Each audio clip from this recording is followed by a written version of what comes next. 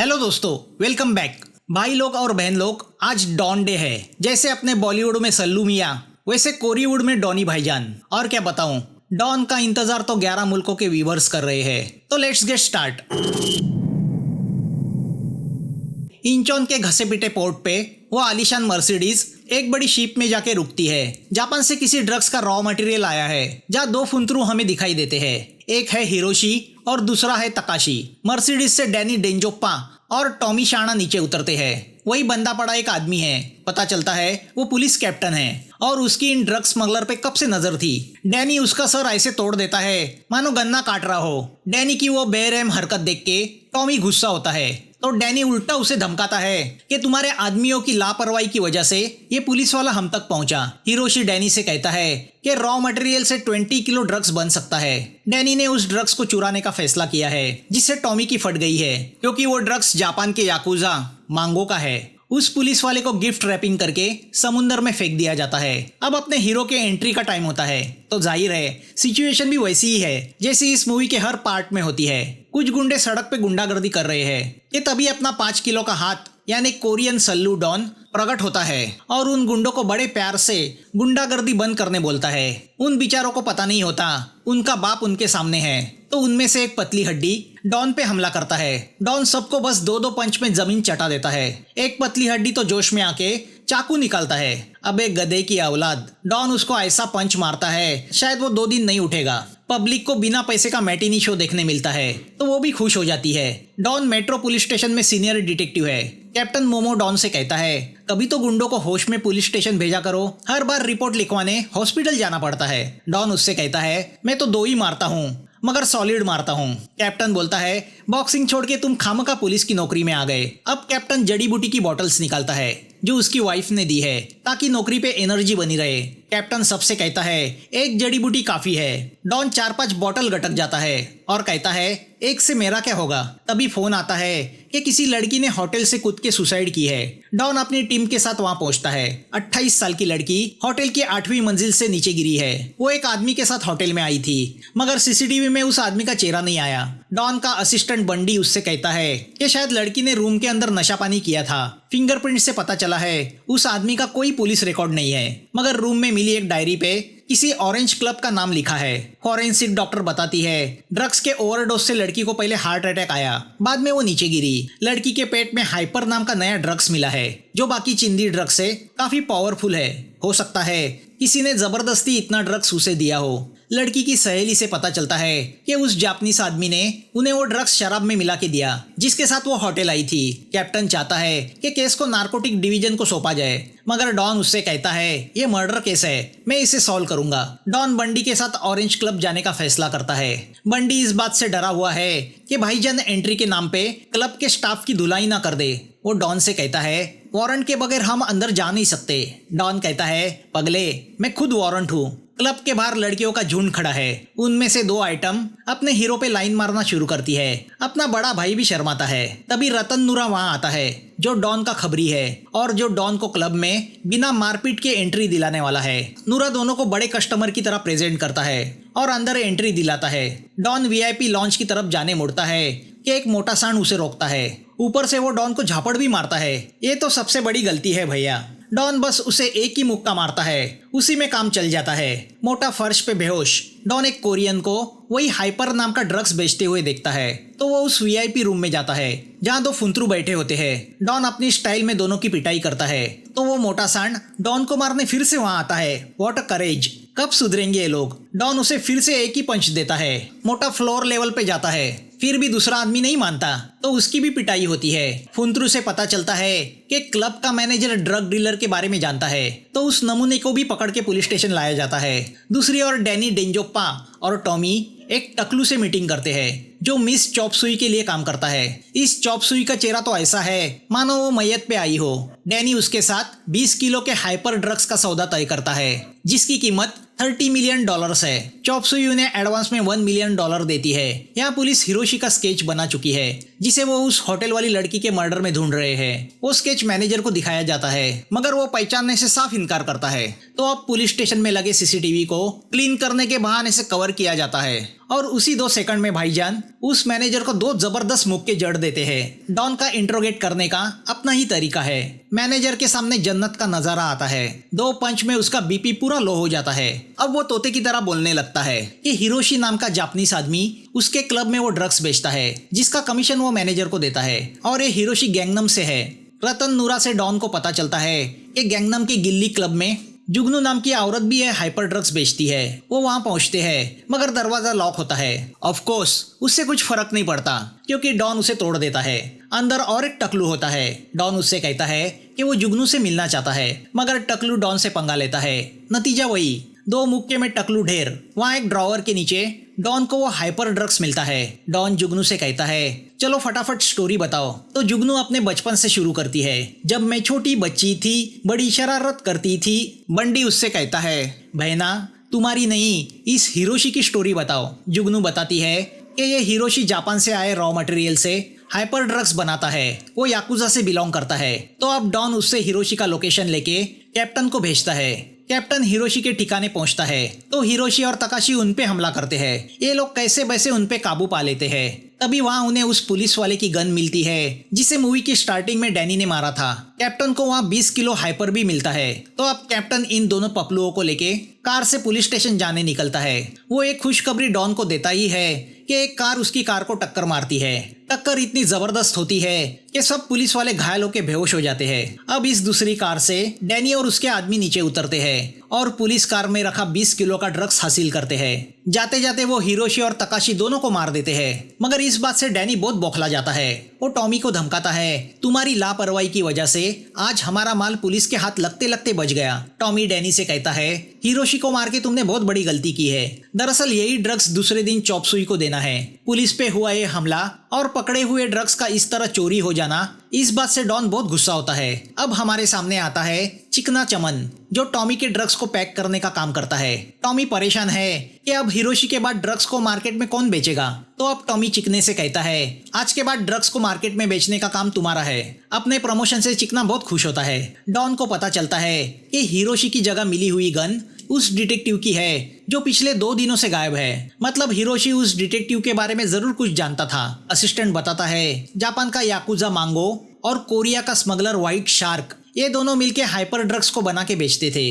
2 साल पहले white shark का मर्डर हुआ और उसके पास पड़ा $1 मिलियन का ड्रग्स भी गायब हुआ। मांगो जान नहीं पाया कि ये किसका काम है। उस केस को नारकोटिक डिपार्टमेंट हैंडल कर रहा था। तो अब डॉन बंडी के साथ नारकोटिक डिपार्टमेंट जाता है और ये देख के हम शॉक होते हैं कि नारकोटिक डिपार्टमेंट का हेड कोई और नहीं बल्कि डैनी डेंजोप्पा है। मतलब दिन में पुलिस और रात को स्मगलर, ऐसा डैनी का डबल रोल चलता है। डॉन उससे व्हाइट शार्क के मर्डर के बारे में पूछता है मगर डैनी उसे टाल देता है। डॉन डैनी से पूछता है कि क्या उसे उस डिटेक्टिव के बारे में कुछ पता है जो 2 दिन पहले गायब हुआ था। डैनी डॉन से कहता है तुम होमिसाइड डिपार्टमेंट के हो तो नारकोटिक डिपार्टमेंट में इंटरफेयर करना बंद करो।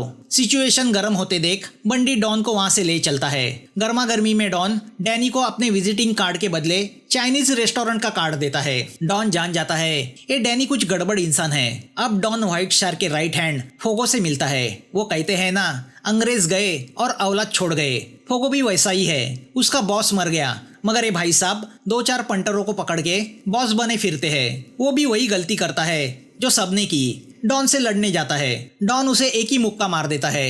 बेचारा चवन्नी का भाई धूल चाटने लगता है। डॉन के पंजे का टैटू उसके चेहरे पे आ जाता है। एक झापड़ में फोगो की हेकड़ी उतर जाती है। वो डॉन को टॉमी और चिकने का फोटो दिखा के कहता है ये 2 लोग याकुजा के ड्रग कनेक्शन में हैं। डॉन उसे अपने साथ चिकने के यहाँ चलने बोलता है। फोगो मना करता है तो डॉन उससे पूछता है दूसरे गाल पे भी टैटू चाहिए क्या। यहाँ जापान में याकुजा मांगो को पता चलता है कि टॉमी ने उसका ड्रग्स चुराया है। तो वो अपने सबसे बेस्ट फाइटर रिकी मार्टिन से कहता है कि भाई कोरिया जाओ और उस टॉमी को पेल के आ जाओ। रिकी जो स्टाइल मारने के लिए रात को भी सनग्लासेस पहनता है वो कोरिया पहुंचता है। दूसरी ओर वादे के अनुसार डैनी चॉप सुई के पास पहुंचता है क्योंकि आज हाइपर ड्रग्स की डिलीवरी की तारीख है। तभी डैनी को टॉमी का फोन आता है। वो डैनी से कहता है कि मांगो ने उन्हें मारने के लिए रिकी को भेजा है तो कुछ दिन अंडरग्राउंड होने में ही बेहतरी है और सेफ्टी के चलते मैं ड्रग्स को मेरे पास ही रखूंगा।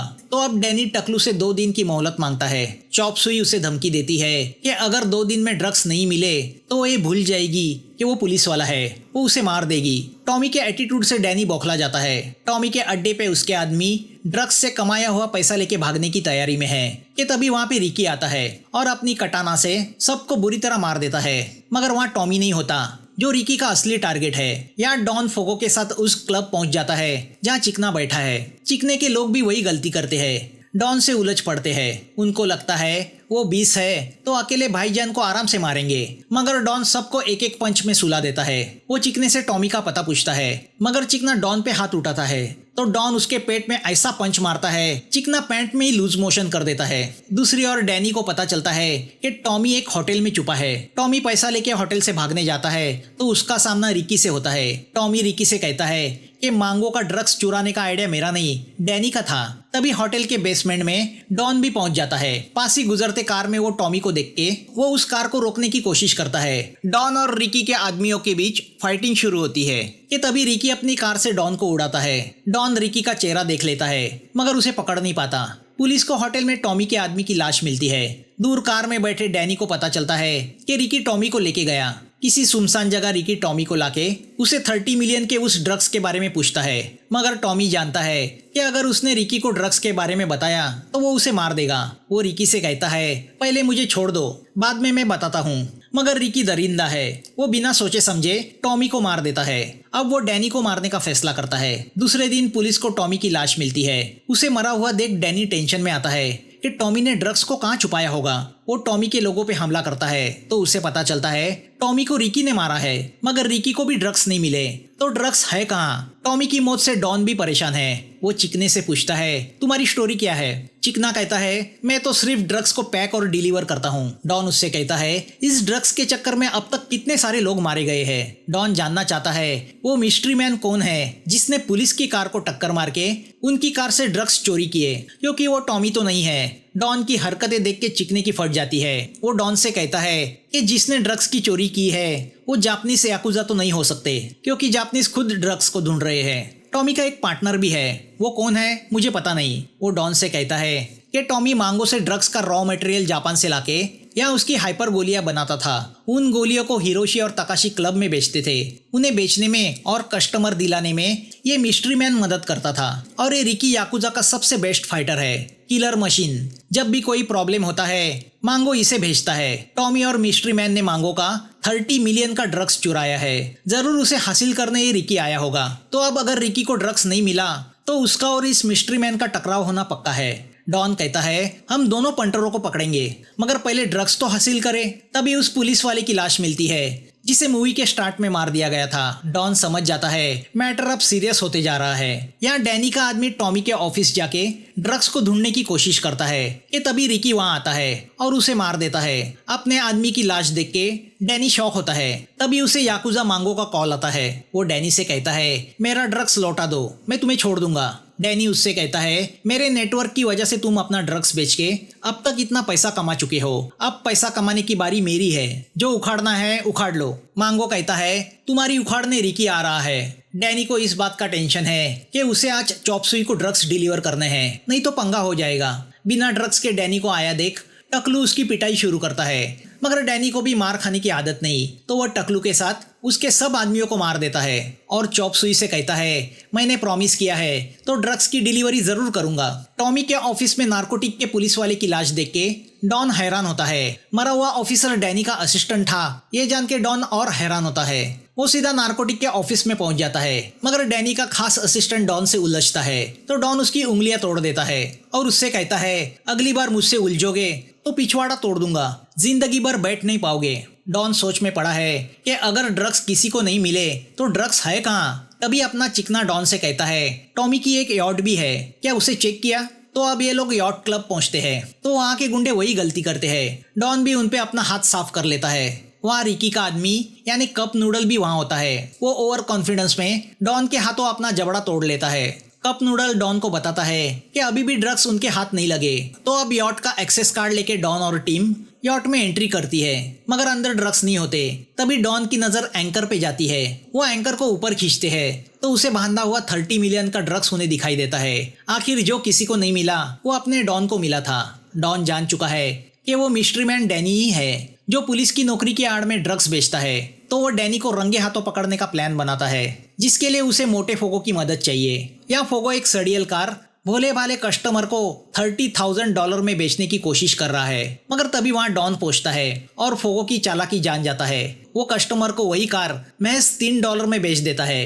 बेचारा फोगो कुछ बोल नहीं पाता, कस्टमर भी खुश हो जाता है। फोगो समझ जाता है पुलिस वाले से बड़ा गुंडा कोई नहीं। डॉन फोगो को चढ़ाता है कि वक्त आया है तुम्हारे बॉस के मर्डर का बदला लेने का। तो फोगो भी जोश में आके उन्हें मदद करने को तैयार होता है। तो अब डॉन फोगो के जरिए डैनी को कॉल करता है कि वो जिस ड्रग्स को ढूंढ रहा है वो उसके पास है। डैनी पहले तो विश्वास नहीं करता और फोन काट देता है। तो अब फोगो उसे ड्रग्स की फोटो भेजता है। वो डॉन के इशारे पे डैनी से अपने शेयर की मांग करता है। तो डैनी उसे ड्रग लेके एक सुनसान होटल बुलाता है। डॉन समझ जाता है मछली जाल में फंसने आ रही है, तो वो सभी पुलिस को उस जगह बुलाता है। मगर डैनी सबका बाप है। वो रिकी के कंधे पे बंदूक रख के गोली चलाने की सोचता है। कुछ गड़बड़ी हुई तो रिकी पकड़ा जाएगा। अब डैनी सीधा रिकी के सामने जाके खड़ा हो जाता है और उससे कहता है तुम्हें तो ड्रग्स चाहिए ना कि मेरी डेड बॉडी। तो आपस में पंगा क्यों? यहाँ फोगो की फटी पड़ी है कि दो पुलिस वालों के लफड़े में कहीं उसका मुर्दा ना गिरे। वो यही सोचता है कहाँ फंस गए। फोगो उस वीरान होटल पहुंचता है तो डैनी उसे ऊपर बुलाता है। फोगो बैग लेके ऊपर पहुंचता है, मगर वहाँ डैनी नहीं रिकी होता है। रिकी को देख के फोगो भागने जाता है, मगर रिकी का आदमी उसे दबोचता है। फोगो की चीख सुन के डॉन ऊपर भागता है। रिकी को देख के वो समझ जाता है डैनी ने उसे डबल क्रॉस किया है। सिर पे रॉड मार के डॉन को बेहोश किया जाता है। रिकी बैग खोलता है तो अंदर ड्रग्स नहीं नमक होता है। रिकी भी समझ जाता है उसे भी बेवकूफ बनाया गया है। तो यहाँ नीचे डैनी बंडी और पुलिस वालों की पिटाई करके उनकी कार से ड्रग्स को चुराता है और वहां से भाग जाता है। तभी पुलिस फोर्स वहां पहुंचती है और डैनी ने साथ में लाए गुंडों को अरेस्ट करती है। तो यहाँ रिकी डॉन को अपने अड्डे पे लेके आता है। तभी उसे डैनी का फोन आता है। वो रिकी से कहता है मैं ड्रग्स लेके जा रहा हूँ, तुम भाईजान को रख लो। यहाँ डॉन के अंदर का फाइटर जाग जाता है। वो एक एक करके रिकी के गुंडों को बेहोश करना शुरू करता है। तो अब रिकी अपने लालू फाइटर को आगे बढ़ाता है। लालू कॉन्फिडेंस के साथ शुरुआत तो करता है, मगर डॉन के सामने टिक नहीं पाता। तो अब रह जाता है रिकी मार्टिन। रिकी अपना शस्त्र अस्त्र यानी कटाना निकालता है। अपना डॉन तो उस हालत में भी एविडेंस बैग आगे करते हुए उससे कहता है कटाना को इसमें डाल दो, तुम्हारे मर्डर के बाद तहकीकात करने काम आएगा। तो अब रिकी की पिटाई शुरू होती है। जापान का बेस्ट फाइटर बेस्ट तरीके से मार खाना शुरू करता है। डॉन तो उसका कटाना भी तोड़ देता है। आखिर में अपना सुपर पंच मार के वो रिकी को पूरा फीकी यानी फीका कर देता है। पुलिस हर वक्त की तरह आराम से आके रिकी को अरेस्ट करती है। डॉन ने ड्रग्स की बैग में मोबाइल फोन छुपा के रखा है, तो उसके सिग्नल को फॉलो करते हुए वो डैनी की तलाश में निकल पड़ता है। डैनी ने अब तक ड्रग्स से कमाई हुई सारी दौलत पुलिस स्टेशन में ही छुपा के रखी है, तो वो उन्हें बटोर के कोरिया छोड़ के भागने का प्लान बना चुका है। वो वहां से निकलता ही है कि डॉन उसकी कार को जोरों से टक्कर मारता है। डॉन को देख के डैनी पुलिस स्टेशन के अंदर भागता है। तो डॉन बैग में रखे मोबाइल पे फोन करके उसे ट्रेस करता है। वो डैनी से कहता है बेटा अब तुम्हारी पिटाई का वक्त है, तेल लगा के रेडी रहो। तो अब दोनों में फाइट शुरू होती है। डैनी भैया जिंदगी में पहली बार इतना मार खा रहे थे। डॉन उसके पेट में भी लूज मोशन पंच मारता है। तो अब हार के डैनी डॉन को 50% कमीशन की ऑफर देता है। डॉन उससे कहता है 50% नहीं, मैं तो 100% तुम्हारी धुलाई करूंगा। मेरे 5 किलो हाथ का सुपर पंच तुम्हारा इंतजार कर रहा है। डैनी गन निकालता है, मगर अब तक वो बुलेट नहीं बनी जो अपने भाईजान को छू सके। डॉन उससे कहता है बेटा इस फिल्म में सबसे गंदी पिटाई तेरे नाम लिखी है। तो अब डॉन अपना सुपर ड्यूपर पंच मार के डैनी को 10 फीट पीछे फेंक देता है। तभी डायरेक्टर के कहने पे पुलिस की एंट्री होती है। डैनी को हॉस्पिटल भेज दिया जाता है, जहां उसकी खटिया पहले से बुक है। मिशन की सक्सेस को रेस्टोरेंट में जाके सेलिब्रेट किया जाता है। इसमें अपना फोगो भी शामिल है। कैप्टन मोमो सबको बोनस देते हैं सिवाय डॉन के।